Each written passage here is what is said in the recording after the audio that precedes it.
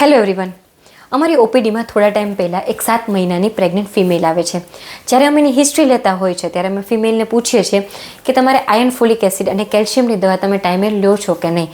તો પેશન્ટ અમને સામે એવું એક્સક્યુઝ આપે છે કે મને કંઈ તકલીફ થતી જ નથી, તો હું શું કામ આ દવા પીવું.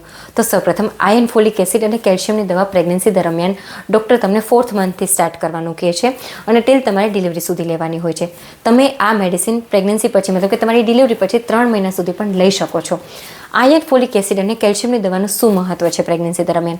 આયર્ન, ફોલિક એસિડની દવા તમારી બોડીમાં જે લોહ તત્વની ખામી ના સર્જાય એના માટે હોય છે.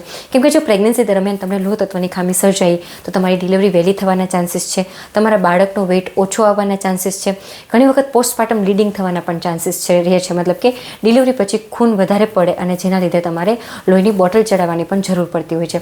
આ બધા કોમ્પ્લિકેશન્સ ના થાય એટલા માટે તમને આયર્ન, ફોલિક એસિડની દવા પ્રેગ્નન્સી દરમિયાન ડૉક્ટર તમને સજેસ્ટ કરતા હોય છે.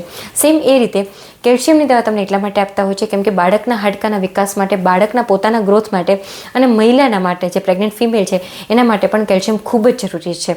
તો કેલ્શિયમની દવા પણ તમારે લેવી જોઈએ. આ દવા કઈ રીતના લેવી જોઈએ? તો સૌપ્રથમ આયર્ન, ફોલિક એસિડની દવા તમારે બપોરે જમ્યાના 2 કલાક પહેલાં, નહીંતર પછી જમ્યાના 2 કલાક પછી લેવી જોઈએ.